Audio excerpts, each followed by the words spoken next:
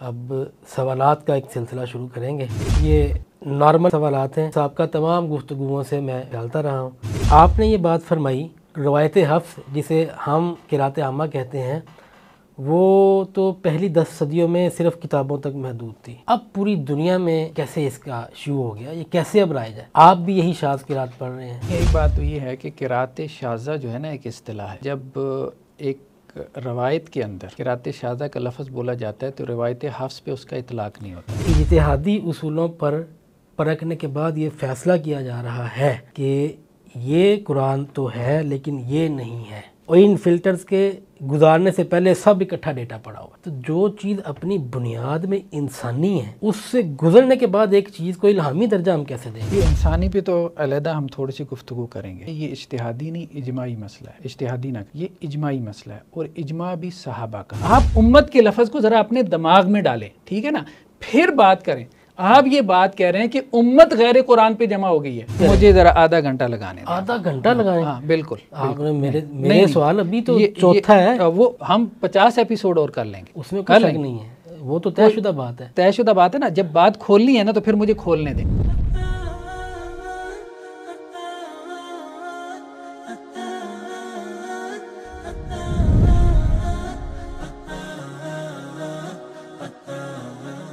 بسم اللہ الرحمن الرحیم۔ ناظرین السلام علیکم۔ پروگرام مکالمہ میں خوش آمدید۔ پروگرام مکالمہ کی مجموعی اعتبار سے آج 9ویں قسط ہے، اور قرآن میں قرأت کے اختلافات پر بات چل رہی ہے، اور اس سلسلے کی آج 5ویں نشست ہے۔ حسب دستور ہمارے ساتھ موجود ہیں ڈاکٹر حافظ محمد زبیر صاحب۔ السلام علیکم ورحمۃ اللہ۔ بہت شکریہ ڈاکٹر صاحب ایک مرتبہ پھر آپ کی مصروفیات میں سے وقت دینے کا۔ یہ ٹاپک اب کافی بکھرتا جا رہا ہے، اور ہم اس کو نیچرلی چلنے دیتے ہیں۔ ضرور۔ تو جیسا کہ پچھلے پروگرام پر ہم نے اختتام میں یہ کہا تھا کہ اب سوالات کا ایک سلسلہ شروع کریں گے۔ آپ کی بھی کچھ باتیں ہیں جو ابھی باقی ہیں، تو ہم شروع کرتے ہیں۔ اگر آپ کی اجازت ہے تو میں سوالات آپ سے شروع کرتا ہوں۔ یہ نارمل نیچرل سوالات ہیں، پچھلی سابقہ تمام گفتگوؤں سے میں رفتہ رفتہ باری باری نکالتا رہا ہوں، اور یہ ایک مختصر سا مجموعہ بن گیا۔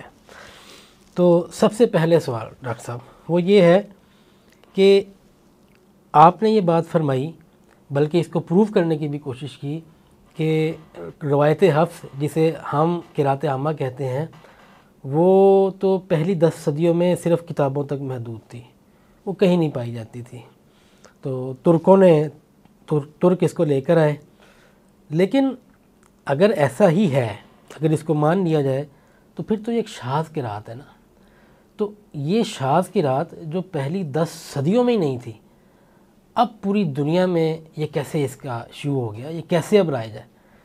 آپ بھی یہی شاذ قرأت پڑھ رہے ہیں، سب یہی شاذ قرأت پڑھ رہے ہیں۔ باقی تمام قرأت بہت مختصر، جو مسلمانوں کے جتنے بھی علاقے ہیں وہ بہت مختصر ہیں، اس کے مقابلے میں سب سے زیادہ پڑھی جانے والی کتاب قرأت ہے۔ آپ نے بھی اسی میں حفظ کیا، ہمارے مدارس میں بھی یہی ہے۔ تو علماء حضرات نے یہ کیوں نہیں سوچا، یعنی کہ عقل تقاضا کرتی ہے کہ اگر یہ قرأت شاذ تھی اور اگر ہے، تو پھر تو علماء کو اس پر توجہ دلانی چاہیے تھی کہ وہی متواتر قرأت میں سے کسی ایک کا انتخاب کرنا چاہیے تھا، یا ایک سے زائد کا۔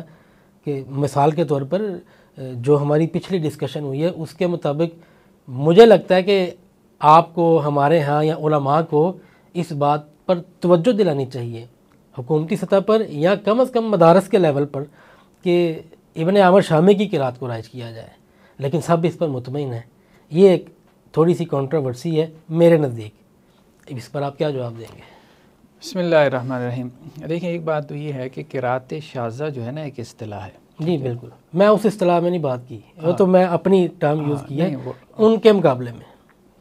آپ اپنے مفاہیم جو مرضی لیں وہ آپ اپنے طور پہ لینے میں آزاد ہیں، لیکن یہ ہے کہ جب ایک روایت کے اندر قرأت شاذہ کا لفظ بولا جاتا ہے تو روایت حفظ پہ اس کا اطلاق نہیں ہوتا۔ آپ نے بالکل وجہ فرمایا، میں پھر تصحیح کر دیتا ہوں۔ یہ میری غلطی ہے کہ مجھے یہ اصطلاح استعمال نہیں کرنی چاہیے تھی۔ وہ جو پہلی 10 صدیوں میں قرأت جن کو آپ نے ترتیب وائز بتایا کہ ابن عامر شامی کی، پھر دوری کی، ان کے مقابلے میں یہ کیونکہ بہت کم رائج رہی، اب میں نے وہ شاذ کی اصطلاح نکال دی ہے، میں نے اس کانٹیکسٹ میں یہ بات کی تھی۔ یہ بات کہی جا سکتی ہے، جیسے ہم نے کہا تھا کہ روایت حفظ جو ہے یہ پبلکلی اتنی زیادہ رائج نہیں رہی پہلی 10 صدیوں میں، 10 صدی ہجریوں میں، یہ بات ٹھیک ہے۔ باقی یہ ہے کہ قرات وہ بھی متواتر ہے، عاصم کی جو قرات ہے۔ دوسری بات جو ہے نا وہ اہم یہ ہے کہ ہم نے پچھلے ایپیسوڈ میں اس کا تذکرہ کیا کہ اس کے رواج پانے کی وجہ کیا تھی۔ جیسے یہ ایک علمی بحث اس پر ہے کہ مختلف فقہیں کیوں رائج پائی ہیں۔ ویسے تو آپ اگر کتابوں میں دیکھیں نا 14-15 فقہیں تھیں، ائمہ 14-15 تھے۔ امام لیث بن سعد اتنے بڑے امام ہیں کہ امام شافعی کہتے ہیں کہ امام مالک سے بڑے امام ہیں، لیکن ان کے شاگردوں نے ان کو ضائع کر دیا۔ لیکن لیث بن سعد کی فقہ آج آپ کو نظر نہیں آتی۔ فقہوں میں بھی یہ بحث پیدا ہوئی ہے کہ کون سی فقہیں کن علاقوں میں کیوں رائج ہوئیں اور کون سی ایسی ہیں جو کتابوں میں رہ گئیں، تو وجوہات کیا تھیں۔ یہ ایک ٹاپک ہے ریسرچ کا، ٹھیک ہے۔ تو ہم نے یہ عرض کی تھی کہ روایت حفظ کے پبلکلی عام ہونے کی وجہ عثمانی ترک تھے۔ اس کی وجہ یہ تھی کہ عثمانیوں نے بائی لا اینڈ فورس ہاں اس کو امپلیمنٹ کیا، اور جہاں جہاں عثمانی سلطنت تھی وہاں دوسری روایت میں یا قرات میں مصحف پبلش کرنے کی اجازت نہیں تھی۔ اب اس کو ایک اور طرح سے سمجھ لیں، سعودی عرب میں جو ہے وہ عام مساجد کے اندر روایت حفظ کے علاوہ مصائف رکھنے کی اجازت نہیں ہے، سمجھ رہے؟ روایت حفظ کے علاوہ مصائف وہ پبلش کر رہے ہیں، اسٹیٹ پبلش کر رہی ہے، لیکن مساجد میں رکھنے کی اجازت نہیں ہے کہ عام آدمی جو ہے اس کو مسئلے کا علم نہیں ہے۔ الجزائر میں چلے جائیں، اسٹیٹ لیول پہ روایت حفظ کا مصحف مسجد میں رکھنے کی اجازت نہیں ہے۔ کیوں؟ کہ اسٹیٹ لیول پہ روایت ورش پبلش ہو رہی ہے، ٹھیک ہے۔ روایت حفظ مسجد میں رکھنے کی اجازت نہیں۔ جہاں اسٹیٹس انوالو ہو جاتی ہیں نا تو وہاں یہ چیزیں امپلیمنٹ ہو جاتی ہیں بہت تیزی سے۔ جیسے فقہ حنفی میں یہ ایک مسئلہ پیدا ہوا کہ جی فقہ حنفی کا اتنا شیوع کیوں ہوا، تو بہت سارے لوگوں نے کہا، بعض لوگوں نے کہا کہ جی فقہ حنفی کے شیوع میں مختلف فیکٹرز تھے، ان میں سے ایک یہ بھی تھا کہ قاضی ابو یوسف رحمہ اللہ جو ہے وہ قاضی القضاء چیف جسٹس بنا دیے گئے۔ تو جب حکومتیں جو ہیں وہ کسی فقہ کو اختیار کرتی ہیں، ٹھیک ہے، تو وہ پورے ملک کی فقہ بن جاتی ہے۔ جیسے ایران میں جو ہے فقہ جعفری ہے، ٹھیک ہے، سعودی عرب کے اندر فقہ جو ہے وہ حنبلی ہے۔ وہاں اب آپ کو کوئی دوسری فقہ نظر نہیں آتی، اس کا مطلب یہ نہیں کہ دوسری فقہوں کا وجود نہیں ہے۔ اسی طرح سے سلطنت عثمانیہ، مطلب یہ لوگ چونکہ حنفی تھے، پھر ہم نے یہ بھی عرض کی تھی کہ امام ابو حنیفہ کے اساتذہ میں سے ہیں امام عاصم، جن کی یہ قرات ہے، تو وہ فقہ حنفی کی نسبت کی وجہ سے وہ قرات جو ہے وہ سلطنت عثمانیہ میں رائج ہوئی، اور جہاں جہاں پہ سلطنت عثمانیہ تھی، اب جیسے امام مالک کے استاذ ہیں امام نافع، جہاں جہاں مالکی فقہ پھیلی ہے وہاں وہاں آپ کو روایت ورش نظر آتی ہے، ٹھیک ہے، امام نافع کی قرات نظر آتی ہے۔ تو فقہ کے ساتھ وہ ایک میچ کر رہا تھا۔ دوسری وجہ حکومتیں ہیں، حکومتی سطح پہ مالکی فقہ آپ کو ملتی ہے افریقہ میں، افریقن کنٹریز میں یا بلاد مغرب میں، ٹھیک ہے، اور وہاں آپ کو وہ قرات ملتی ہے جو امام مالک کے استاذ پڑھتے تھے، ٹھیک ہے۔ یہاں پہ زیادہ تر فقہ حنفی پھیلی تو یہاں آپ کو وہ قرات ملتی ہے جو کہ امام ابو حنیفہ کے جو ہے وہ استاذ یعنی امام عاصم کی قرات تھی۔ ایک اور طرح سے ہم اس کو یوں سمجھ سکتے ہیں، سندی اعتبار سے جو مستند ترین قرات شمار ہوتی ہیں ان میں سے ایک روایت حفظ بھی ہے، یعنی امام عاصم کی قرات بھی ہے۔ تو لیکن یہ اصل فیکٹر نہیں ہے، یہ اصل فیکٹر نہیں ہے، اصل فیکٹر وہی ہے حکومتی جو فیکٹر، یعنی ان کے پھیلنے کا۔ اچھا، یہ ایکسپلینیشن تو ٹھیک ہے، ایک علمی بحث ہو گئی، آپ کی طرف سے ایک علمی جواب آ گیا، لیکن آپ نے جب یہ کہا تھا نا اور بڑی قطعیت کے ساتھ اور کہا تھا، اور آپ نے تردد کے ساتھ یہ کہا تھا زور دے کر کہ غامدی صاحب جسے روایت قرات عامہ کہتے ہیں وہ پہلی 10 صدیوں میں ترکوں سے پہلے دنیا میں نہیں تھی، ٹھیک ہے، اس کے باوجود اسے قرات متواترہ میں کیسے شامل کر سکتے ہیں؟ نہیں، دنیا میں ظاہری بات ہے، دنیا میں کہنے سے ہماری مراد یہ نہیں تھی، ٹھیک ہے، دنیا میں کہنے سے مراد یہ نہیں تھی کہ دنیا میں تھی، نہیں وہ نہیں، میں یعنی کہ صرف بکس میں تھی، اصل رائج نہیں تھی، ہاں پبلکلی رائج نہیں تھی، اصل بات یہ گورنمنٹ سیکٹر، گورنمنٹ لیول پہ بھی نہیں تھی، پبلک میں بھی نہیں تھی، ہاں علمی لحاظ سے بکس میں تھی، علمی لحاظ دیکھیں نا، جو تو قراءات جو ہیں نا وہ 10 ہیں، ٹھیک ہے، جو معروف ہیں، اس سے روایتیں آگے 20 ہیں۔ یہ خواص کے اندر، علماء کے اندر، قراء کے اندر، مفسرین کے اندر، محدثین کے اندر شروع سے چلی آ رہی ہیں، اور وہ طبقہ بھی کوئی تھوڑا نہیں ہے۔ جب ہم پبلکلی کی بات کرتے ہیں تو پھر اس سے مراد ہوتی ہے عوامی سطح پہ، تو عوامی سطح پہ روایت حفظ نہیں تھی۔ اس لیے میں یہ کہہ رہا ہوں، یہ بہت بڑا کویسچن ہے اور آپ نے ابھی تک اس کو ایڈریس نہیں کیا، اور اس کو میرے خیال میں اس کو تو رات کی نیندیں اڑا دینی چاہیے تھی آپ کی۔ یہ قرات عامہ کی سند رسول اللہ صلی اللہ علیہ وسلم کی قدموں تک پہنچا کے دیکھیں۔ یہ جسے آپ قرات عامہ کہہ رہے ہیں نا، اس کو ذرا رسول اللہ صلی اللہ علیہ وسلم کے قدموں تک پہنچا کے دیکھیں، قراء کے علاوہ، یعنی جو آپ کہتے ہیں نا کہ پبلکلی ایک نسل نے پچھلی نسل سے لیا، اس طرح سے اس نے پچھلی نسل سے لیا، اس طریقے سے ذرا اس روایت حفظ کو، قرات عامہ کو رسول اللہ صلی اللہ علیہ وسلم کے قدموں تک پہنچا کے دیکھیں۔ نیندیں اڑنے والی بات آپ کی ٹھیک ہے، پاسبل ہی نہیں ہے، ممکن نہیں ہے۔ ٹھیک، وہ سوال جو سارے بنے ہیں وہ راتوں کو جاگ کے بنے ہیں عموماً زیادہ سے۔ چلیں ٹھیک ہے، تو ہاں یہ پہنچ سکتی ہے روایت حفظ رسول اللہ صلی اللہ علیہ وسلم کے قدموں تک قراء کے طریقے سے، وہ جو ان کی سندیں طریقے سے، ہاں ان کی جو سندیں ہیں، ٹھیک ہے، اور ان کی سندوں میں پھر آپ کو پتہ ہے یہ روایت حفظ ہے، یہ قرات عامہ نہیں ہے۔ اب اگلا سوال یہ ہے کہ ہم ایزیوم کر لیتے ہیں کہ 7 ہی قرات ہیں یا 10 ہی ہیں، کسی ایک فگر پر وقتی طور پہ ایزیوم کر لیتے ہیں، 7 پہ ایزیوم کر لیتے ہیں۔ ایک طبقہ روایت حفظ کو قرات عامہ مانتا ہے اور باقی سب کو قرآن نہیں مانتا، یہ بات آپ کو بھی پتہ ہے، سب کو پتہ ہے، اور یہ بات سب جانتے ہیں کہ قرات کو ماننے یا نہ ماننے کا جب سوال پیدا ہوتا ہے تو قرات حفظ کے علاوہ جتنی بھی قرات ہیں ان کے قرآن ہونے یا نہ ہونے کا سوال ہوتا ہے۔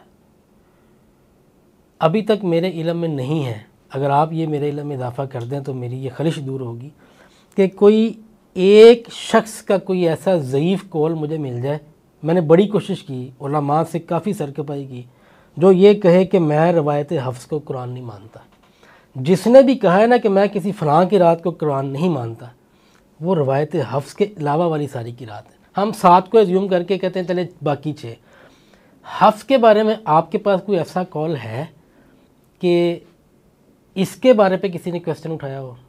مطلب باٹم لائن میری یہ ہے کہ ابھی تک جتنی میں نے ریسرچ کی ہے، اگر متفقن علیہ کسی قرات کو کہا جا سکتا جس پر ایک کویسچن نہیں ہے، وہ حفظ ہی ہے۔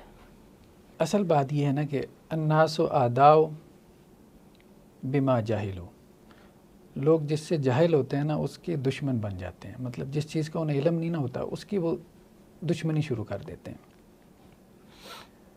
میں نے تو کسی کی دشمنی نہیں، میں ایک ویسے عمومی بات کر رہا ہوں، آپ کی طرف اشارہ یہ فیکٹر ہے، میں اس کو مانتا ہوں، ایسا ہوتا ہے رویہ، بہت غلط رویہ ایک عمومی بات کر، لیکن میرا محرک ایسا نہیں ہے، علمی محرک ہے سارا۔ قرآن مجید کی جو 17 قرات ہیں، سب سے پہلا کوسچن تو یہ پیدا ہوتا ہے کہ کس کس قرات پہ کس کس نے اختلاف کیا۔ ہم تو شروع سے یہ مقدمہ لے کے آ رہے ہیں کہ یہ مجمع علیہ مسئلہ ہے، 150-200 بندوں کے علاوہ یہ مسئلہ کیا ہے؟ اجماعی ہے، ٹھیک ہے۔ 150-200 بندوں کا کوئی امت میں وہ بہت مائنر سا فیکٹر ہے۔ یہ امام سرخسی ہیں، اصول سرخسی کتاب ہے، احناف کے بڑے ائمہ میں سے ہیں۔ اب ذرا ہم حوالے کھول رہے ہیں، ٹھیک ہے۔ قرآن کی تعریف کر رہے ہیں، اصول فقہ میں آتا ہے کہ قرآن مصدر شریعت ہے، ٹھیک ہے۔ تو کہہ رہے ہیں قرآن کیا ہے؟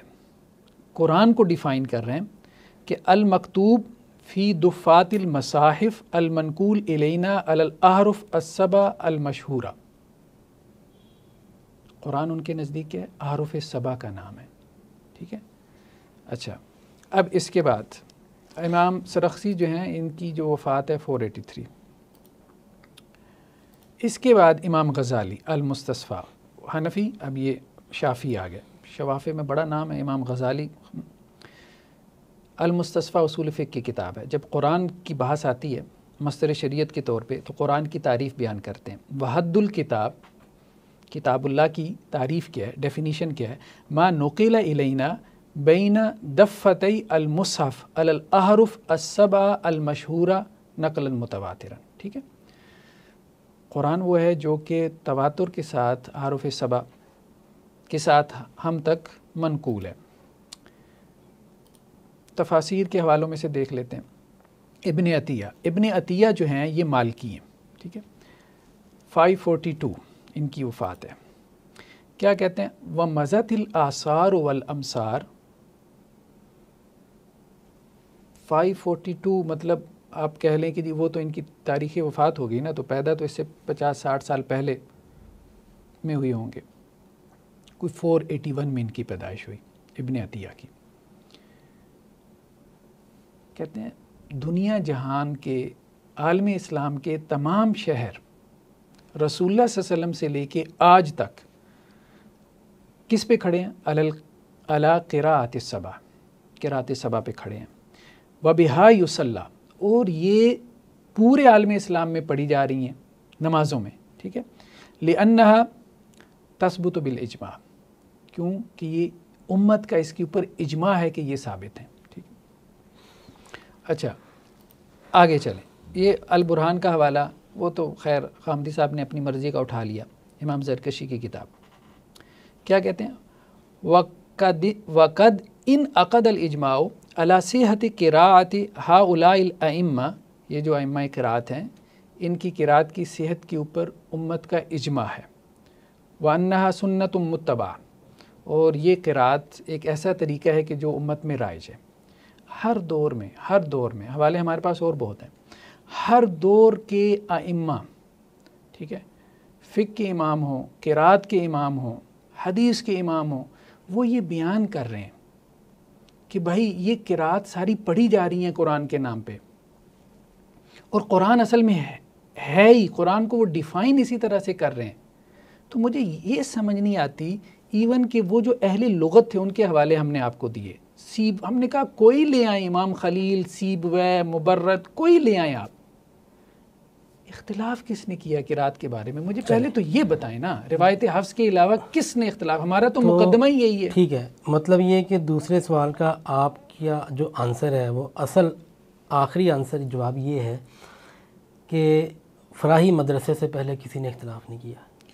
فراہی مدرسے سے پہلے ہاں یہ بات ٹھیک ہے کہ بعض قراءت کے بارے میں اختلاف ہو گیا، قراءت اعمش کے بارے میں، لیکن یہ مسئلہ مطلب ایک اسپیسیفک قراءت کے بارے میں، جیسے ہم نے کہا نا کہ مصائف ایک سے زیادہ تھے، وہ اور ہے، اس کو ادھر نہیں لا سکتے. یہ تو یہ ہے کہ ایک قراءت عامہ کے علاوہ باقی ساری غیر قرآن ہے.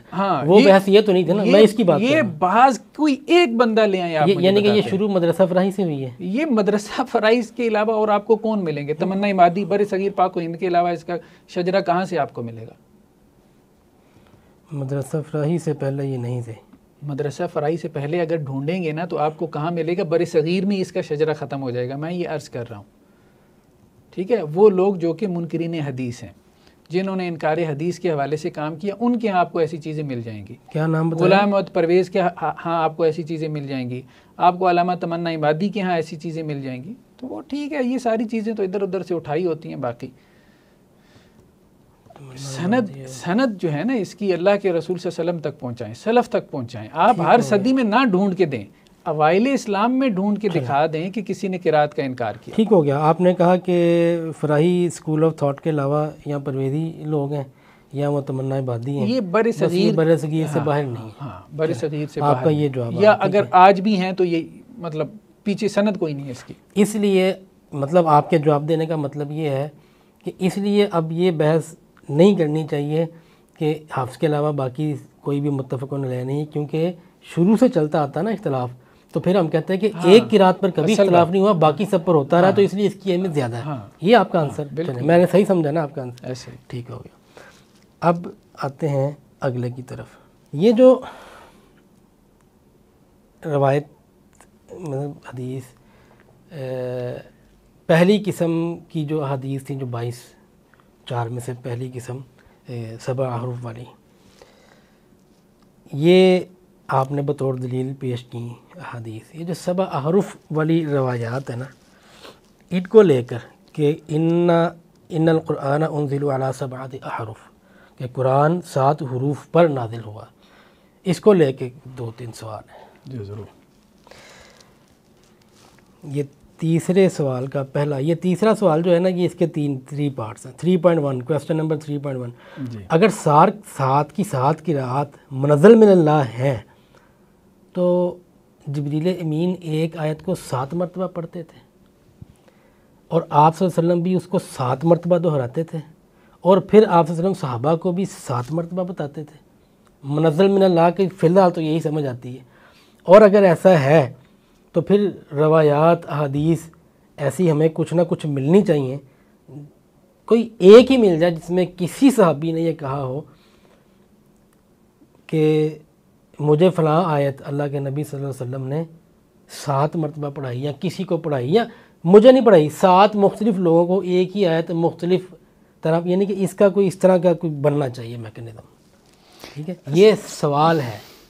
دیکھیے اصل میں بات یہ ہے نا کہ بحث کو سمجھا نہیں گیا صحیح طرح سے. میں تو اپنی عاجزی تسلیم کرتا ہوں. سبا عارف جو ہے نا، اس میں سبا کے بارے میں تو یہ بات طے ہے کہ سبا سے مراد 7 ہیں.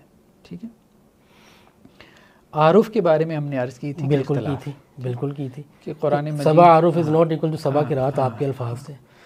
عارف کے بارے میں کہا تھا، عرض کی تھی کہ 2 معروف رائے ہیں. ایک یہ کہ اس سے مراد لغات ہیں، اور ایک یہ کہ اس سے مراد 7 قسم کی وجوہ ہیں. ایک بات تو یہ ہے کہ قرات اگر آپ ان کو سٹڈی کریں نا تھارولی، قرات ہیں کیا 7 اشرا، یہ سوالات اس وقت پیدا ہوتے ہیں جب آپ نے باقاعدہ قرات کو سٹڈی نہ کیا ہو. الحمدللہ رب العالمین بس یہی ہے. 7 کے نزدیک، 10 قاریوں کے نزدیک یہی ہے. الرحمن الرحیم سب کے نزدیک یہی ہے. بالکل ایسے بیشتر آیات میں ایسے ہی ہے. ہاں چند تو اس لیے 7 مرتبہ وہ جو آپ سوال کر رہے ہیں کہ جی 7 مرتبہ کیا وہ نازل ہوتی تھی؟ چلیں میں اس سوال کو مزید کلیئرٹی کے دیں کہ اگر مالکی یوم الدین اور ملکی 2 ہے تو پھر کیا جبریل امین نے مالکی ملکی 2 الگ الگ مرتبہ پڑھا تھا؟ یہ سوال ہے. اصل بات یہ ہے 2 الگ الگ مرتبہ جو ہے وہ نازل ہوا، اور 2 الگ الگ مرتبہ رسول اللہ صلی اللہ علیہ وسلم کو پڑھ کے سنایا گیا، اور 2 الگ الگ مرتبہ اللہ کے رسول صلی اللہ علیہ وسلم نے آگے صحابہ تک پہنچایا. ہاں اب یہ ایک علیحدہ بات ہے کہ اب آپ کہیں کہ جی ہر صحابی نے، جس طرح احادیث کے بارے میں یہ ہے کہ ہر صحابی اللہ کے رسول کی مجلس میں ہر وقت موجود نہیں ہوتا تھا. صحیح ہے. ٹھیک ہے. بعض صحابہ نے کوئی چیز لے لی جو اس وقت موجود تھے، جیسے حضرت عمر سے ہمیں ملتا ہے، انہوں نے کہا کہ جی بہت ساری روایتیں ہم سے اس لیے رہ گئیں کہ ہم بازاروں میں تجارت کر رہے ہوتے تھے اور ہمارے ساتھی رسول اللہ کی مجلس میں بیٹھے ہوتے تھے. تو حضرت عثمان رضی اللہ عنہ نے یہی کام کیا تھا. تمام صحابہ سے جمع کیا گیا تھا، تمام صحابہ سے جمع کیا گیا تھا کہ مختلف جو طرق، مختلف جو وجوہ ہیں رسول اللہ صلی اللہ علیہ وسلم سے جو ثابت ہیں، کسی بھی صحابی نے اگر آپ صلی اللہ علیہ وسلم سے وہ سنی ہے تو ان سب کو جمع عثمانی اصل میں تھی یہ. تو اس لیے یہ بات تو درست معلوم ہوتی ہے کہ آپ یہ کہیں کہ جی مالکی میں ایک بات تو یہ ہے کہ الحمدللہ رب العالمین الرحمن الرحیم، ہم نے یہ بات کر دی کہ یہ 10 کے نزدیک ایک ہی ہے، اس میں کوئی وجہ ہے ہی نہیں. ہاں مالکی یوم الدین میں 2 وجوہات آ گئی، اس میں بھی 7 نہیں ہے. ہاں 7 نہیں. مطلب اب یہ بھی ذہن میں رکھنا چاہیے لوگوں کے لیے کہ ایسا نہیں ہے کہ ہر آیت میں کوئی 7 طرح سے وہ پڑھنے، کوئی بھی نہیں کہے گا، کوئی بیوقوفی کہے گا یہ نہیں، ایسا نہیں ہے. تو وہ مالکی میں بھی 7 اشرا قرات کا مطلب یہ ہے، 7 اشرا قرات کا مطلب یہ ہے کہ 2 طرح سے پڑھا گیا ہے. ٹھیک ہے. تو وہ ویریشن اتنی ہی ہے، اس سے زیادہ نہیں ہے، کوئی بہت زیادہ نہیں ہے. ٹھیک ہے. تو اب اللہ کے رسول صلی اللہ علیہ وسلم نے وہ اسی طرح سے صحابہ کو سکھایا، یعنی اسی طرح سے حضرت جبریل سے لیا، اسی طرح سے جو ہے وہ صحابہ کرام کو سکھایا، اور صحابہ کرام سے آگے اسی طرح سے جو ہے وہ امت کو منتقل ہوا، تابعین کو منتقل ہوا. تو یہ اصل میں اس کے پیچھے یہ ہے. ٹھیک ہو گیا. یعنی کہ جواب یہ ہے کہ جتنی ویریشن ہے 1 2 3، 2 ہے تو 2 دفعہ اترا ہے، 3 ہے تو 3 دفعہ اترا ہے. کیونکہ وہ الفاظ آئے ہیں. پیچھے ہم نے ایک روایت دیکھی تھی جس میں یہ تھا کہ اللہ کے رسول صلی اللہ علیہ وسلم سے کہا گیا کہ آپ اس پہ اضافہ طلب کریں. ٹھیک ہے. اچھا. بلکہ بعض روایات میں یہ بھی ہے کہ اللہ کے رسول نے کہا ہاکذا انزلت، ہاکذا انزلت، اس طرح سے بھی نازل ہوا، اس طرح سے بھی نازل ہوا. تو وہ نزول کے الفاظ ہیں باقاعدہ. وہ خاص طور پہ جو حضرت ہشام بن حکیم والی روایت ہے نا، اس میں یہ الفاظ آپ دیکھیں گے کہ اللہ کے رسول نے دونوں کو کہا تھا. حضرت عمر سے سن کے بھی کہا تھا ہاکذا انزلت. اس روایت میں تو یہی سوال بڑا اہم تھا کہ اس میں تو سورہ فرقان کی آیت کا ذکر ہی نہیں ہے. اس میں ذکر نہیں، دوسرے اس میں جن میں ذکر ہے؟ نہیں، ہاں اس میں ذکر نہیں۔ اچھا، سوالوں میں یہ حدیث بھی ایک سوال کے طور پر ہے لیکن کافی آگے جا کر ہے۔ اچھا ٹھیک ہے جی، اگر یہ نازل ہوئی تھیں تو پھر تو ایسا ہے، عقل تو یہی کہتی ہے میری کمزور اور ناقص عقل، آپ کے لحاظ سے تو کمزور ہی ہے نا، ناقص ہی ہے نا، لیکن سوال تو سوال ہے۔ تو نازل ہو گئیں، جبریل امین نے 2 مرتبہ، جتنی نمبر آف ویریشن تھے اتنی فریکوینسی سے پڑھ دیا، اتنی فریکوینسی سے آپ صلی اللہ علیہ وسلم نے سن لیا، دہرا دیا، صحابہ کو پڑھا دیا۔ تو یہ جو قرات کے نام ہے نا، یہ عہد نبوی میں ہی ہو جانے چاہیے تھے صحابہ کے نام سے، یہ ادھر باہر جا کے کیسے ہو گئے، گیپ کیوں آیا؟ اس کا اوریجن تو آپ نے بتا دیا نا کہ نازل ہی ہوئی ہیں، نازل ہوئی ہیں تو اوریجن تو وہی ہے جو قرآن کا ہونا چاہیے۔ تو یہ قرات کے نام تو زید بن ثابت کی قرات، فلاں صحابی کی قرات، یہ ہونا چاہیے تھا۔ اس گیپ کو ڈائجسٹ کروائیں اب۔ میری کتاب میں حوالے موجود ہیں۔ نہیں، میں آپ کو جو بات، آپ کے سوال کا جواب ہی عرض کر رہا ہوں، آپ نے وہ صحیح طرح سے چیپٹر نہیں پڑھا، ورنہ یہ سوال پیدا ہی نہیں ہوتا۔ چلیں اب آپ سمجھا۔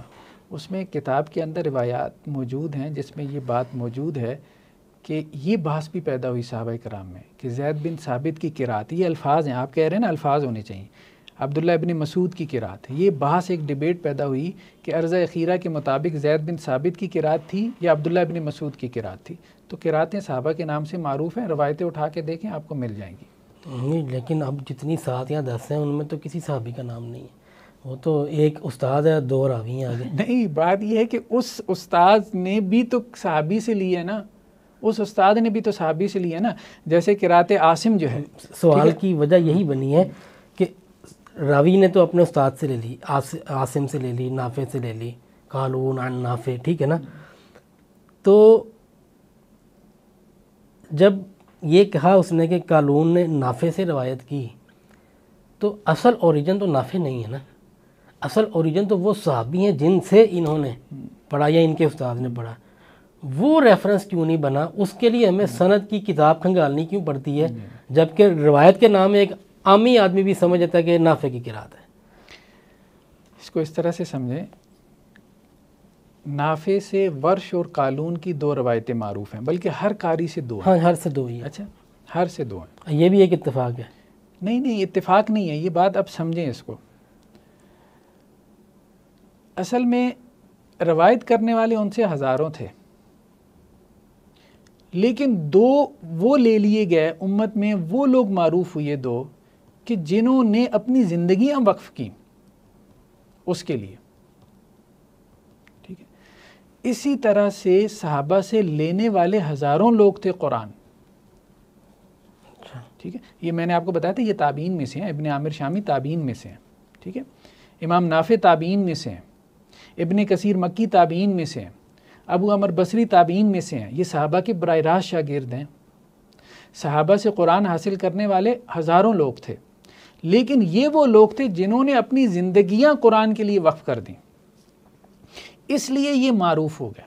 اس لیے اب آپ دیکھیں نا، مجھے بتائیں کہ بہت سارے مسائل امام ابو حنیفہ کی جو فقہ کے ہیں حضرت عبداللہ ابن مسعود سے نسبت رکھتے ہیں۔ امام مالک کے بہت سارے مسائل حضرت عبداللہ ابن عمر سند ہے، نافع اور عبداللہ بن عمر، لیکن اس کو کوئی عبداللہ ابن عمر کی فقہ نہیں کہتا، ٹھیک ہے۔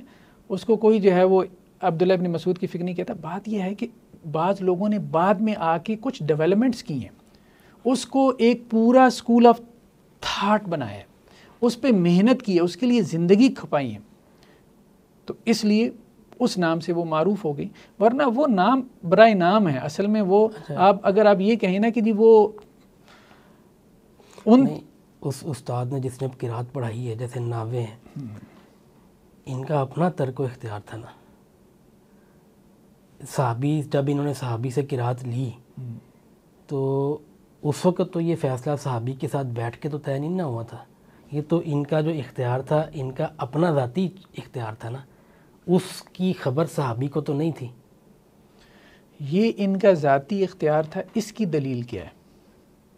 ہمیشہ سنا ہی ایسے، یہ دوسری بات سنی کوئی نہیں ہے، آپ دوسری سنا دیں بات ختم ہو جائے گی۔ بات یہ ہے کہ اگر آپ نے سنی سنائی باتوں پہ چلنا ہے، نہیں بات تو یہ ہے نا، اگر آپ نے سنی سنائی باتوں پہ چلنا ہے، اگر کتاب میں لکھی ہوئی ہے دنیا اس کو قرات نافع کی قرات مانتی ہے، آپ کہتے ہیں کہ نہیں جی اندر اتریں گے تو کچھ تو لوگ تو نہیں نا جانتے، ہر بندہ تو نہیں محقق بنے گا، ہر بندہ تو نہیں نا کہ ببلیوگرافک کام کرنے بیٹھ جائے گا، اس کو آپ یہ کہہ کے تو نہیں بچا سکتے کہ یار اب آپ اندر اترو گے تو آپ کو تو پتہ ہی کچھ نہیں ہے بھی، جب آپ نچلے لیول پر اتریں گے تو پھر اسی طرح کے سوال ہوں گے بس وہ یہی ہے نا، پھر ہم یہی کہیں گے کہ جی اچھا مجھے ایک لطیفہ یاد آ گیا، پہلے میں وہ پہلے میں وہ لطیفہ سنا دیں۔ ایک عرب بیٹھا ہوا تھا، ابھی یہ سوشل میڈیا پہ ویڈیو وائرل ہوئی ہے، وہ صحیح بخاری پہ تنقید کر رہا تھا، تو کہتا ہے کہ بخاری اجمی تھا، ٹھیک ہے، اچھا، اور اسے عربی نہیں آتی تھی۔ اچھا سامنے جو صحیح بخاری اس نے رکھی ہوئی ہے عربی ہے، خود بھی عربی ہے، ہاں، اور وہ اعتراض کر رہا ہے کہ امام بخاری اجمی، اور یہ بات اس کی ٹھیک تھی ہاں کہ وہ اجمی تھے، کہتا ہے اس کو تو عربی نہیں آتی تھی اور اس نے حدیث کا ذخیرہ جمع کر دیا، اور جو نام پڑھ رہے ہیں نا امام بخاری کا، صحیح بخاری کے اوپر لکھا ہوا ہے جمعہ الامام محمد بن اسماعیل البخاری، تو وہ کہہ رہے ہیں جمع محمد بن اسماعیل البخاری، یعنی وہ نام بنا رہا ہے اس کو، ٹھیک ہے۔ یہ معیار ہے اس وقت تنقیدوں کا، میں آپ کو صحیح بتا اسم بنا دیا، یعنی اسے یہ بھی نہیں پتا کہ جمع امام بخاری کا نام نہیں ہے، یہ جمع امام بخاری کا نام یہ تو یہ ہے کہ تو وہ تنقید کر رہا ہے یہ کہ امام بخاری جو ہے ان کو عربی نہیں آتی تھی۔ تو آپ کا سوال کیا تھا؟ میں ذرا اس پہ آتا ہوں، اب جس سے مجھے مشہور تو یہی ہے کہ نافع کی قرات ہے، اب انہوں نے یہ کہ آپ کہنے صحابی سے پڑھا ہے، تو وہی میں کنیکشن چاہنا کہ مشہور یہی ہے کہ امام بخاری کی حدیثیں ہیں، ٹھیک ہے، پتہ اسی کو چلے گا جو صحیح بخاری کھولے گا کہ یہ امام بخاری اپنی جیب سے گھڑ کے نہیں لے گیا، یہ عوام کے لیول تک بچے کو پتہ ہے کہ امام بخاری کی جب کوئی بات مان رہا ہوتا تو وہ امام بخاری کی نہیں مان رہا ہوتا، اس کو پتہ ہوتا ہے کہ یہ قول رسول کے طور پہ میں لے رہا ہوں۔ یہ بات بھی بچے کو پتہ ہے، یہ بات بھی بچے کو پتہ ہے، اب اس بچے کو اپنا نالج اپ ڈیٹ کرنا چاہیے، ٹھیک ہے، جس کو نہیں پتہ کہ جب قرات پڑھی جا رہی ہوتی ہے تو اس کی سندیں قرات کی کتابوں میں باقاعدہ کتابیں پڑھتے ہیں، آپ سمجھیں بات، النشر فی القراءۃ العشر، ٹھیک ہے، یہ کتابیں درسی کتابیں رہی ہیں قرات کی، جب آپ النشر پڑھتے ہیں، جیسے صحیح بخاری پڑھی جاتی ہے، جب آپ النشر پڑھتے ہیں تو وہاں سندیں موجود ہوتی ہیں، باقاعدہ یہ قراء حضرات سندیں پڑھتے ہیں پھر قراتیں پڑھتے ہیں۔ آپ کا کیا خیال ہے کہ سندوں کے بغیر قراتیں پڑھتے ہیں؟ ایسا کچھ بھی نہیں ہے، ہر لفظ کی سند ہوتی ہے، اور میں نے آپ کو بتایا تھا کہ یہ حدیثوں کے علاوہ ان کی اپنی سندیں ہیں، طبقات القراء کے نام سے باقاعدہ اسماء و رجال کا ان کا پورا علم مدون ہے۔ یہاں تک ٹھیک ہے، آپ نے بہت اچھا کیا ہے، میرے لیے آسانی پیدا کر دی حدیث کا ذکر کر کے۔ ظاہر بھائی حدیث جو بچہ مدرسے میں بھی نہیں نہ پڑھا، یعنی کہ ٹوٹلی دنیا دار ہے صرف مسلمان، وہ بھی حدیث کے بارے میں یہ جانتا ہے کہ امام بخاری یا کوئی بھی محدث جب حدیث نقل کرتا ہے نا تو وہ عن ابی ہریرہ عن عبداللہ ابن عمر سے، اس کو پتہ یہ صحابی کون سے صحابی کا قول ہے، اور صحابی نے وہ جو سارا دیکھا تھا وہ بھی اس کو مل رہا ہے کہ میں نے فلاں موقع پر دیکھا، فلاں موقع پر، یہاں یہ چیز حذف ہے۔ میرا سوال یہ تھا، ہاں سوال کا جواب بہت واضح ہے، اب آپ اگر اس کو سمجھنا چاہیں، اسے پتہ بھی ہو لیکن عبداللہ بن عمر کی حدیث کیوں نہیں کہتے اس کو، عبداللہ ابن مسعود کی حدیث کیوں نہیں کہتے، یہ کیوں کہتے ہیں صحیح بخاری کی حدیث ہے، صحیح مسلم کی حدیث ہے، سنن ابن ماجہ کی ہے، جامع ترمذی کی ہے، یہ کیوں کہتے ہیں؟ وہ اسنادی حیثیت کے لیے، تخریج کے لیے، اس لیے کہ انہوں نے کام کیا حدیث، اس بات کو سمجھیں، حدیث کے تمام ذخیرے کے اندر اس کو پتہ ہو کہ ہر حدیث جو ہے وہ کسی نہ کسی صحابی کی ہے، ابو ہریرہ کی ہے، عبداللہ بن عمر کی ہے، کوئی نہیں کہتا اس کو، سب کہتے ہیں صحیح بخاری کی روایت ہے۔ ان کے کام کی وجہ سے امام نافع کی طرف اس کی نسبت ہو گئی، امام ابو عمر بصری کی طرف ہو گئی، اور ابن کثیر مکی کی طرف ہو گئی، اس کو ایک طرح۔ دوسری بات ابھی پوری بات سن لیں، اگر ان کو اوریجن مان بھی لینا، میں نے آپ سے ایک بات کہی تھی اور ابھی تک وہ سوال آپ کے اوپر ادھار ہے، کون سا؟ وہ والا سوال تو خیر بہت سارے ادھار ہیں کہ ابن شہاب زہری تک پہنچائیں گے نا، تابعین تک، ابن عامر شامی کی پیدائش کب ہو رہی ہے، غور کریں، اوریجن ابن عامر شامی کو مان لیتے ہیں، آپ کی بات مان لی، ٹھیک ہے، آپ کی بات مان لی نہیں، آپ کی بات ہی مان لی، ٹھیک ہے نا. ابن عامر شامی یا ائمہ قرات جو ہیں وہ اس کے اوریجن ہیں. چلیں دو نہیں، دو میں منٹ کے تو لیے کہہ مان رہا لیں. ہوں کہ صحابی اوریجن ہونا چاہیے. نہیں وہ ہونا چاہیے کہ نہیں ہونا چاہیے ابھی تو آپ اس میں شک میں ہے نا. نہیں دیکھیں، ابھی ہم اس کو ایزیوم کر رہے ہیں کہ یہ نازل ہوئی تھی. آپ نے جواب دیا 3.2 کا آپ نے آنسر دیا تھا کہ نازل ہوگی. میں نے کہا اسی کو ایزیوم کر کے اب آگے چلتے ہیں. اب یہ ایزیومڈ ہے، یہ طے شدہ ہے کہ وہ نازل ہی 2 ہوئی تھیں. یہ سوال ہے کہ جس طرح حدیث میں صراحت آ جاتی ہے نا، اگرچہ امام بخاری اور محدث کا نام ہوتا ہے لیکن حدیث نقل کرنے والے کو بھی صحابی کا پتہ ہوتا ہے، صحابی کا نام لکھا جاتا تو ہے. یہاں پہ بھی پتہ ہے، قرات نقل کرنے والے کو پتہ ہے. اچھا، ہر کوئی مصحف آج کے پیچھے تک کبھی ایسا نہیں ہوتا علمی حلقوں میں بھی اور غیر علمی عوامی حلقوں میں بھی، دونوں پیراڈائمز میں، کیا نہیں کہ ہوتا؟ حدیث اگر بیان کی جائے نا تو اس کی جو تخریج ہے کہ بخاری ہے کہ مسلم ہے، یہ تو کبھی کبھی نہیں کوٹ ہوتا، لیکن عن ابی ہریرہ کبھی مس نہیں ہوتا.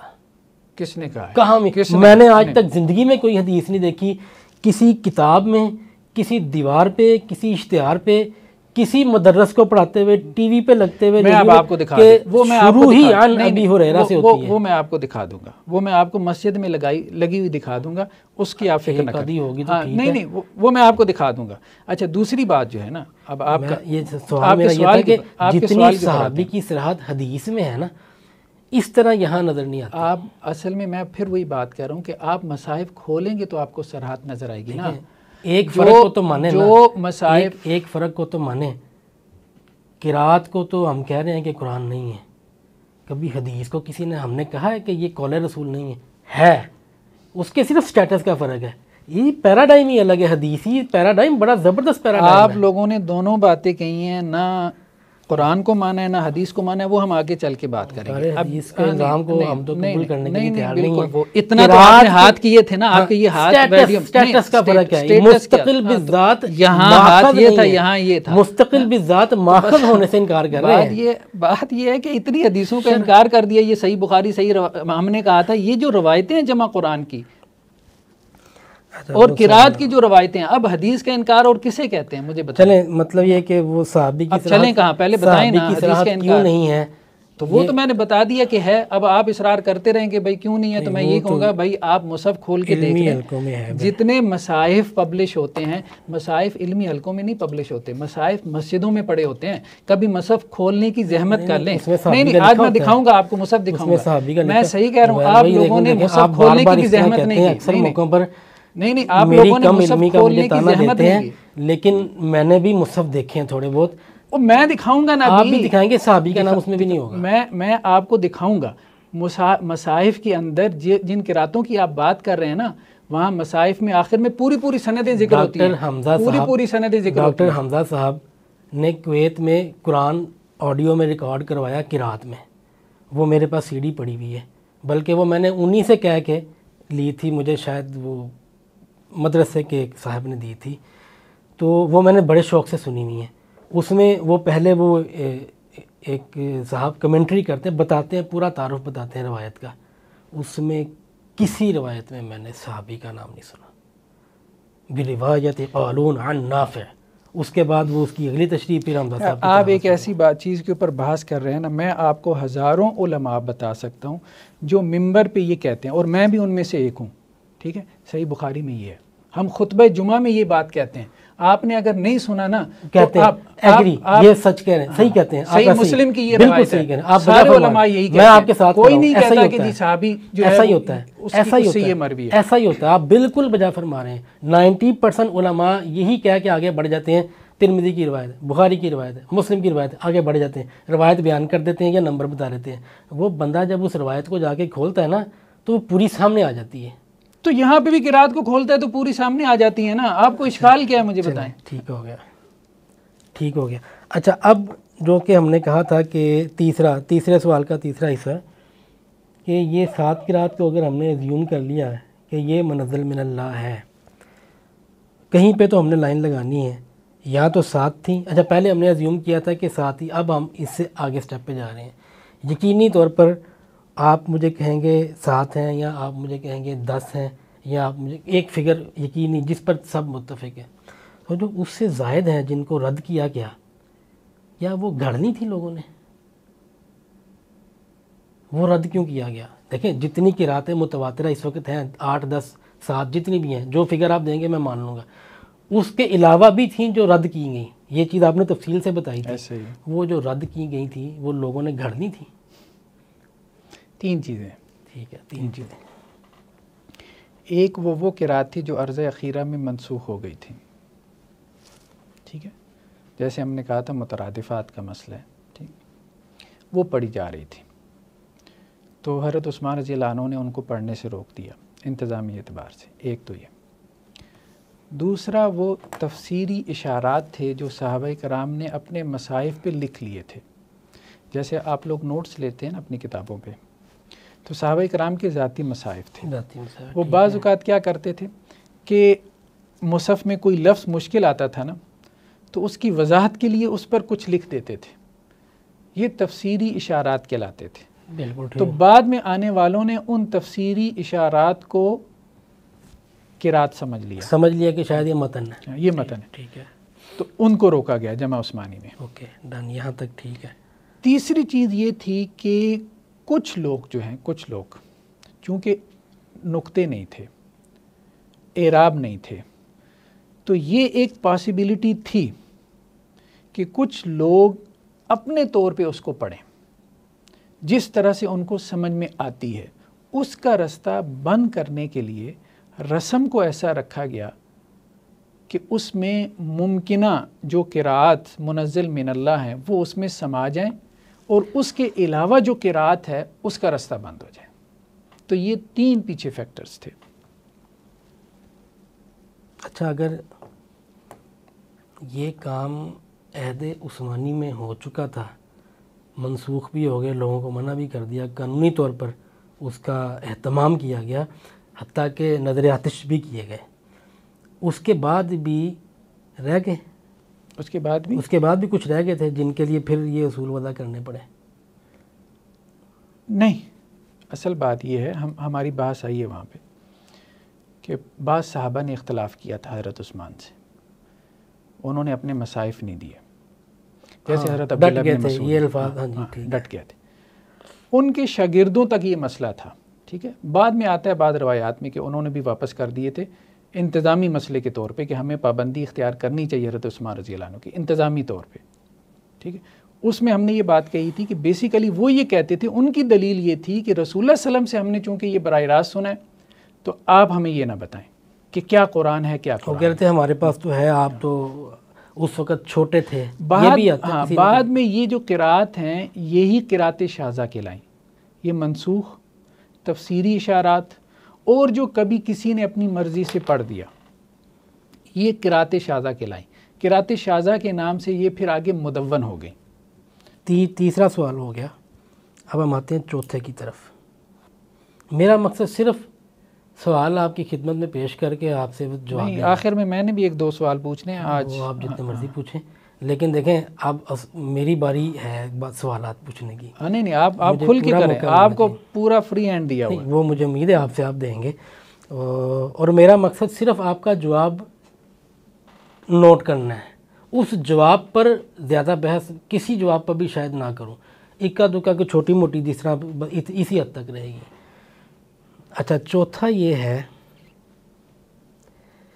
یہ جو قراءات کے قبول و رد کے جو اصول وضع ہوئے، جس میں سب سے پہلا تھا کہ سند متصل، رسول کریم صلی اللہ علیہ وسلم تک سند پہنچنی چاہیے، پھر اس کو قراء کا تلقی بالقبول بھی حاصل ہونا چاہیے، پھر وہ قواعد عربیہ کے بھی مطابق ہونا چاہیے.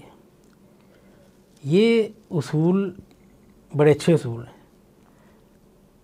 لیکن یہ اصول اس لیے بن رہے ہیں کہ ہمارے سامنے بہت سارا ڈیٹا ہے، اس ڈیٹا میں سے ہم نے فلٹر کر کے غیر قرآن اور قرآن کو فلٹر کرنا ہے. مقصد تو یہی تھا نا. صحیح، ٹھیک ہے، کہیں کوئی غیر قرآن میں شامل نہ ہو جائے. اچھا، یہاں تک ٹھیک ہے بات، لیکن زبیر بھائی دیکھیں، سوال تو سوال ہوتا ہے نا. یہ ساری جتنی بھی کاوشیں ہیں، جتنے بھی اصول ہیں، جتنے بھی ضوابط ہیں، اپنی بنیاد میں کیا یہ اجتہادی انسانی ہیں یا الہامی ہیں؟ قرآن الہامی ہے، قرآن اللہ کی کتاب، اللہ کا کلام، نصوصوں میں سے اللہ کی نص ہے وہ. ٹھیک ہے نا.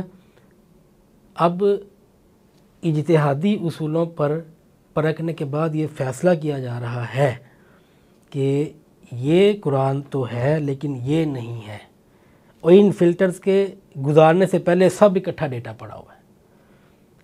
تو جو چیز اپنی بنیاد میں انسانی ہے اس سے گزرنے کے بعد ایک چیز کو الہامی درجہ ہم کیسے دیں گے؟ یہ انسانی پہ تو علیحدہ ہم تھوڑی سی گفتگو کریں گے، ٹھیک ہے نا. ابھی تو فی الحال یہ ہے کہ یہ اس کو آپ یوں سمجھیں، یہ اجتہادی نہیں اجماعی مسئلہ ہے. اجتہادی نہ کہیں، جو لفظ ان کے یہاں استعمال ہوتا ہے نا اس ٹرم کو استعمال کریں. یہ اجماعی مسئلہ ہے، اور اجماع بھی صحابہ کا، ٹھیک ہے. یہ رسم عثمانی کے مطابق ہونا چاہیے، یہ اجماع صحابہ کا ہے. یہی بات غامدی صاحب نے لکھی ہے کہ قرآن ثابت ہوتا ہے صحابہ کے اجماع اور قولی تواتر سے. جی ایسے تو صحابہ کا اجماع ہوا تھا حضرت عثمان رضی اللہ عنہ کے زمانے میں اس بات پہ کہ یہ قرآن ہے، یہ غیر قرآن ہے. اسے علماء کا اجتہاد نہ کہیں. پہلی بات تو یہ علماء کا اجتہاد ہے ہی نہیں، یہ صحابہ کا بھی اجتہاد نہیں ہے، ان کا اجماع ہے.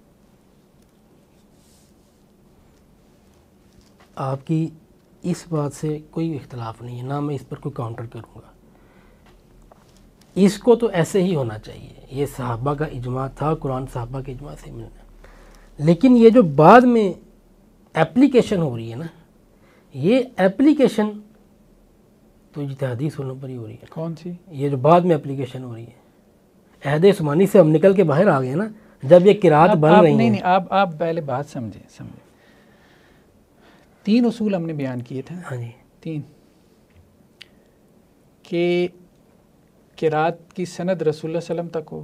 یہ اصول صحابہ نے اس پہ اجماع کیا کہ یہ اصول ہونا چاہیے، یہ ہونا چاہیے. اس پہ صحابہ نے اجماع کیا حضرت عثمان کی. ٹھیک ہے، یہ میں ایگری کر رہا ہوں. رسم عثمانی کے مطابق ہونا چاہیے، اس پہ صحابہ نے اجماع کیا کیونکہ حضرت عثمان نے وہ مصائف لکھوائے.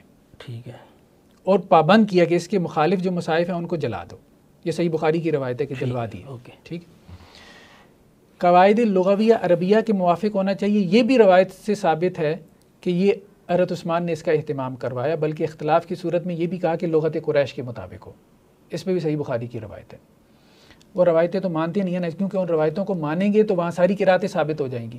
اچھا، وہ لغت قریش کا مسئلہ قرآن سے ثابت نہیں ہوتا، حدیث سے ضرور ثابت ہو جاتا ہے، لیکن اس حدیث میں ہی قرات کا مسئلہ ہے. اگر وہ وہاں سے نکالنے کی کوشش کریں کہ قراتیں ساری ثابت ہو جائیں گی تو ہیں سیانے بہرحال یہ حدیث کا حوالہ نہیں دیا. تو حضرت عثمان نے وہ جو تابوت کی تاج جو ہے وہ لمبی ہونی چاہیے، یا تائے مدورہ ہو یا مفتوحہ ہو، وہ اصل میں صحیح بخاری کی روایت ہے. حضرت عثمان نے کہا تھا اس کمیٹی کو کہ جہاں اختلاف ہو جائے وہاں لغت قریش کے مطابق لکھنا، کیونکہ یہ قریش کی زبان میں نازل ہوا. خیر اس کو ہم کسی اور وقت میں سمجھیں گے قریش کی زبان میں نازل ہونے سے کیا مراد ہے. لیکن ہے وہ آپ نے اس پر نقد کر دی تھی. ہاں، لیکن ہم نے اس کی مخالفت نہیں کی. قریش کی زبان میں نازل ہونے سے مراد یہ ہے کہ اکثر قرآن قریش کی زبان میں ہے، اکثر قرآن قریش کی زبان میں. ہاں، باقی یہ ہے کہ یہ ایک علیحدہ مقدمہ ہے کہ قرآن جو ہے نا وہ بیسیکلی تو دیکھیں قریش تو عرب ہیں ہی نہیں. ہم نے یہ بات کہی تھی، بلکہ یہ مسئلہ آ گیا تو اس کو ہم کھول دیں. عرب بیسیکلی 3 ہیں. ایک عرب باعدہ ہے، میرا دھیان آپ کی طرف. قوم عاد، قوم سمود، یہ تو مطلب تباہ ہو گیا، برباد ہو گیا. دوسرے جو اصل میں عرب ہیں نا، یہ حضرت سام کی اولاد میں سے. اچھا، ان کو قحطانی عرب کہتے ہیں. ٹھیک ہے.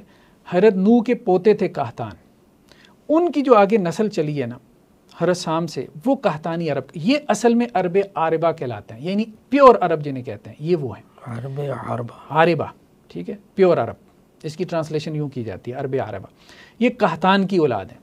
ٹھیک ہے. تو اب جیسے ہم یہ اسکرین پہ جو ہے نا وہ ہم دکھا رہے ہیں کہ سام کی اولاد میں پھر آگے جو ہے نا یہ قحطان آئے ہیں. پھر اس کے بعد ان میں ایک بڑا قبیلہ کہلان پیدا ہوا. اصل عرب یہ تھے. ان کے جو بڑے بڑے قبائل ہیں ان میں حمیر ہے. لغت حمیر جو ہے وہ قرآن مجید نے اس کو استعمال کیا. اچھا، یہ بیسیکلی ان کا اوریجن یمن تھا. یمن سے پھر سالبہ ایک شخص آیا یہاں پہ مدینہ میں. یعنی یہ عرب عربہ کیسے آئے ادھر یمن سے، جو ہے وہ یہ جسے آج ہم سعودی عرب کا علاقہ کہتے ہیں. تو سالبہ کی آگے اولاد میں بنو سالبہ میں آگے اوس اور خزرج پیدا ہوئی ہے. وہاں سے جو ہے وہ بنو خزاع جو ہے وہ مکہ میں آئے تھے. ٹھیک ہے. یہ بھی بنو خزاع عرب عربہ میں سے تھے، اور قریش سے پہلے بنو خزاع کے پاس تھی مکہ کی عمارت، یہ سٹی سٹیٹ جو ہے اس کے اوپر ان کا قبضہ تھا، یہ ایک شہری ریاست کہلاتی تھی۔ یہ جو ہے نا قریش، یہ اصل میں مستعربہ ہیں، عرب مستعربہ ان کو کہتے ہیں۔ انہوں نے عربی مستعار لی ہوئی، مطلب یہ اصلاً عرب نہیں ہے، اصلاً نسلاً یہ عرب نہیں ہے، ٹھیک ہے۔ یہ تو حضرت اسماعیل کی اولاد میں سے ہیں، یعنی کہ ان میں سے ایک تو ہے بایولوجیکل کاسٹ، وہ عرب نہیں ہے، جو پیور جینز کے اعتبار سے عرب ہے نا، بایولوجیکل، ہاں، لیکن اہل زبان ہونے کے اعتبار سے تو وہ عرب ہو گئے نا۔ ہاں، اہل زبان ہونے کے اعتبار سے وہ عرب ہو گئے، ٹھیک ہے۔ تو قرآن یہ جو کہتا ہے نا بلسان عربی مبین، یہ پیور عربی زبان، تو پیور عربی زبان جو ہے نا وہ، اس میں نو ڈاؤٹ کوئی شک نہیں ہے، قریش کی عرب میں، یہ قریش کی زبان کے اندر قرآن مجید جو ہے وہ نازل ہوا ہے، لیکن یہ کہنا کہ جی پیور عربز کو ہی آپ نکال دیں کہ ان کی زبان تو قرآن نے ایڈریس ہی نہیں کی، نہیں ان کو تو نہیں نکال سکتے۔ اصل بات یہ قریش تو عرب مستعربہ میں سے ہیں، عرب مستعربہ میں سے ہیں، ان کے بڑے قبائل میں سے ہیں، اور عرب مستعربہ جو ہیں ان کے اندر بھی یہ عدنانی کہلاتے ہیں، ٹھیک ہے۔ تو خیر بہرحال اس کو ہم کسی اور وقت میں اس پہ ہم بحث کریں گے تفصیلی جو ہے نا۔ وہ آپ نے جو وضاحت دی اسی وضاحت نے پچھلے سوال کو یاد کرا دیا۔ جی، آپ نے اس چوتھے سوال کی وضاحت میں یہ بات کی ہے کہ رسم عثمانی کے مطابق ہونا چاہیے، عربی کے مطابق، یہ تو سارے اصول صحابہ نے ہی بنا دیے تھے۔ صحیح کہا، ایسا ہی ہم ایکسپیکٹ بھی یہی کرتے ہیں اور ایزیوم کرتے ہیں ایسا ہی ہوا ہے۔ تو اسی لیے تو وہ میں نے 3.2 کویسچن کیا تھا کہ اگر یہ اس وقت یہ سارا کام ہو گیا تھا تو واقعی ہی قرات کا نام اسی دور میں فائنل ہو جانا چاہیے تھا صحابہ کے نام سے۔ یہ سب کچھ تو ادھر ہو گیا ہے، اسی لیے تو ساری خلیش ہی اس لیے پیدا ہوئی ہے، اعتراض نہیں کہ یہ کام اس میں ٹائم ڈیفرنس آ گیا۔ اب یہ کام یہاں پر آ کے جب ہو رہا ہے نا تو اصول وہاں پر بنے تھے، اپلیکیشن اب ہو رہی ہے۔ یہ اپلیکیشن کرنے والے تو صحابہ نہیں ہیں نا، یہ رول کو اپلائی کر رہے ہیں، ٹھیک ہے نا، اور اپلائی کر کے ڈیسائیڈ کر رہے ہیں کہ قرار دینا یا نہیں قرار دینا۔ یہ کام تو اس سٹیپ پہ نہیں ہوا تھا، وہاں پر اصول بنے تھے، اب اپلائی ہو رہے ہیں۔ میں اس پروسیس کو کہہ رہا ہوں، اب اس بات یہ اجتہادی پروسیس ہے۔ اچھا سوال ہے، اس کو آپ سمجھیں۔ حضرت عثمان نے مصاحف تیار کیے تھے، یہ کتاب المصاحف ہے ابن ابی داؤد کی، یہ کہتے ہیں جی حمزہ الزیات، اب یہ بھی حمزہ الزیات جو معروف قراء میں سے ہیں، اچھا ان کی قرات ہے، وہ یہ کہتے ہیں کہ حضرت عثمان نے جو ہے خلف عن حمزہ، وہ والے نا، ہاں حضرت حمزہ، حضرت عثمان نے 4 مصاحف تیار کی۔ اچھا ہم نے کہا تھا کہ مصاحف کی تعداد میں جو ہے وہ اختلاف ہے، ٹھیک ہے، بعض کہتے ہیں 4 تھے، بعض کہتے ہیں 7 تھے، ٹھیک ہے۔ ابو عمر دانی کا کہنا بھی یہ ہے کہ 4 تھے۔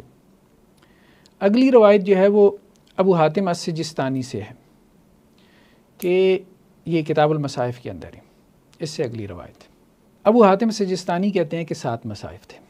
اب اس بات کو سمجھیں کہ مصاحف جو حضرت عثمان نے تیار کروائے ہیں تو قراتیں شروع میں مصحف کے نام پہ تھیں، مصحف شامی، یعنی جب آپ یہ کہہ رہے ہیں نا کہ حضرت عثمان کے زمانے میں پھر وہاں صحابہ کے نام سے نہیں تھے، کیونکہ صحابہ کا ہو گیا اجماع، صحابہ کا ہو گیا اجماع، اجماعی طور پہ قرآن کو انہوں نے ڈیفائن کیا، ٹھیک ہے، کمیٹیاں بنی باقاعدہ، انہوں نے لوگوں سے تتبع کر کے تلاش کر کے اللہ کے وسلم سے جو ان کے پاس قرآن لکھا ہوا تھا وہ بھی لیا، جو انہوں نے سنا ہوا تھا وہ بھی لیا، ٹھیک ہے۔ اب اسٹیٹ لیول پہ یہ سارا کام ہوا حضرت عثمان کے زمانے میں، تو جب اسٹیٹ لیول پہ ہوا تو یہ ایک اجماعی کام تھا۔ اب مصاحف تیار ہوئی ہے، ٹھیک ہے، مختلف قراءات کو ان مصاحف کے اندر باقی رکھا گیا، یہ مصحف شامی ہے، یہ مصحف بصری ہے، یہ مصحف مکی ہے، یہ مصحف مدنی ہے۔ اچھا بعد میں جو ائمہ نے قراءتیں لی ہیں نا، یا وہ جو معروف ہوئے ہیں وہ مصاحف کے ساتھ معروف ہوئے ہیں۔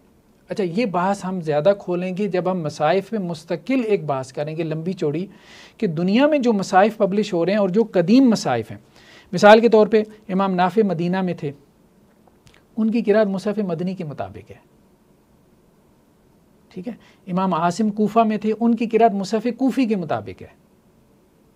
امام ابن کثیر مکی مکہ میں تھے، ان کی قراءت مصحف مکہ کے مطابق ہے۔ تو وہ جو مصاحف تھے، مصاحف حضرت عثمان کے زمانے میں جو مختلف شہروں میں بھیجے گئے، اور ساتھ میں انہوں نے صحابہ بھی بھیجے، حضرت عثمان نے ہر مصحف کے ساتھ ایک قاری بھی بھیجا جو جا کے تعلیم دے۔ وہ مصحف لے کے گیا وہ صحابی، اور اس صحابی رضی اللہ عنہ نے اس مصحف کے مطابق اس شہر کے لوگوں کو تعلیم دی۔ اب اس صحابی سے پھر اس مصحف کے مطابق جنہوں نے تعلیم حاصل کی، ٹھیک ہے، اور انہوں نے اپنی زندگیاں اس کے مطابق قرات میں لگا دیں، وہ اصل میں ائمہ کے طور پہ پھر معروف ہوئی۔ ہم نے کہا درمیان میں کوئی وقفہ ہے نہیں، اگر آپ اس بات پہ غور کریں نا، ابن عامر شامی صحابہ کے دور کے ہیں، اب ابن کثیر مکی صحابہ کے دور کے ہیں، ابو عمر بصری صحابہ کے دور کے ہیں، امام نافع صحابہ کے دور کے ہیں۔ 18 ہجری کیا چیز ہے؟ حضرت عمر کے زمانے میں ابن عامر شامی پیدا ہو رہے ہیں، حضرت عثمان کا زمانہ انہوں نے دیکھا ہے، ان کے نام سے قرات معروف مان بھی لیں تو صحابہ کے زمانے کے اندر وہ ہیں۔ مجھے بتائیں صحابہ کے زمانے میں کیا قرآن چینج ہو گیا تھا، یا کوئی انہیں پوچھنے والا ہی نہیں تھا؟ تو کہتے ہیں کہ جس پوچھنے وقت والا ہی نہیں جبریل تھا۔ امین لے کر آئے تھے اس وقت سے قیامت تک ایسا نہیں ہو سکتا۔ اب یہ بہت اہم بات ہے نا، اگر آپ یہ مانتے ہیں جیسا کہ کہہ رہے ہیں، اگر یہ آپ تو یہ اگر آپ یہ ایمان مان ہے۔ اگر اس آپ کے کا بغیر یہ ایمان اگر آپ کا یہ ایمان ہے تو پھر مجھے بتائیں کہ امر واقعہ تو آپ کے ایمان کے خلاف ہے کہ قرآن تو تبدیل ہے۔ نہیں نہیں نہیں نہیں ہاں، نہیں نہیں، تبدیل نہیں ہے نا تبدیل۔ اس تبدیل۔ طرح تو ہر چیز ہاں، پرزرو ہے نہیں۔ لیکن ملاوٹ ہے۔